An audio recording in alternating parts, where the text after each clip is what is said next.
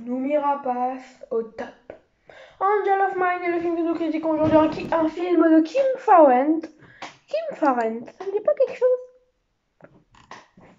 The Weeknd Away, le film Netflix, c'est elle qui l'a réalisé 3 ans après Angel of Mine.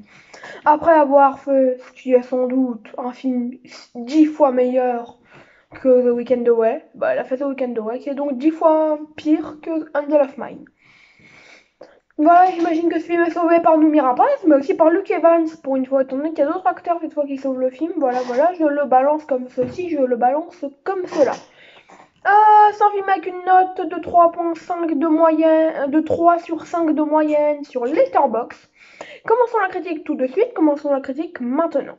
Musique, on a des musiques plutôt belles, voilà, c'est efficace, c'est simple, c'est efficace.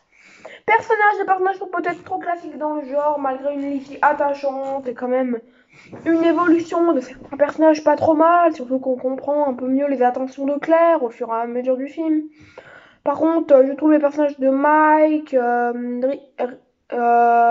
Bernard et Hélène peut-être un peu trop obscurs, mais voilà. Cela reste un avis que j'oserais dire personnel. Attendez, je regarde un dernier truc. Voilà. Ensuite, nous avons le jeu d'acteur. On a une Noomi Rapace juste splendide dans un jeu fébrile mais incroyable. Non, franchement, je pense qu'on n'est pas pas sur son meilleur rôle, mais je pense qu'on est pas loin de l'un de ses meilleurs rôles. Après, bien évidemment, on a la petite Annika Whiteley qui n'est pas citée dans les actrices principales, mais dans les actrices secondaires. C'est celle qui joue Lola, donc. Et je peux vous dire qu'elle est incroyable dans son rôle. Après, nous avons bien entendu Luke Evans, Yvonne Strahovski. Voilà, on a un petit casting pour piquer les hannetons. L'histoire est très simplette, mais très bien réalisée, mise en scène, un récit plutôt bon, mais pas le meilleur choisi par Noomi Rapace. Malgré que l'histoire évolue, en fait, l'histoire évolue pas mal. Au début, c'est assez simplet, mais plus l'histoire avance, plus en fait il y a une forme de tension, une forme de mystère, une forme d'inattendu qui se produit.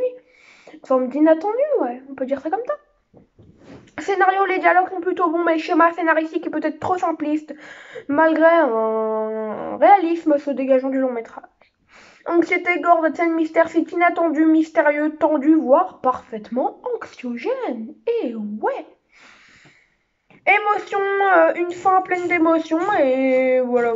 Franchement, la fin est parfaite. La fin est parfaite, non mais il faut se le dire, voilà, c'est une fin incroyable. Ma note sur 20 sera donc d'un petit 14 sur 20. Vous pouvez mettre 14,05 sur 20, 14,1 sur 20, mais pour moi ce sera une 14. Je voudrais être plus juste, on va dire. Sans doute que mon avis est très subjectif, sans doute qu'il ne m'ira pas. Voilà, je pense que l'avis n'est pas objectif. Mais voilà, franchement, ce film, au début, c'était mal parti, je vous avoue, il était très mal parti le film. Mais plus ça avançait, plus une lumière s'est allumée.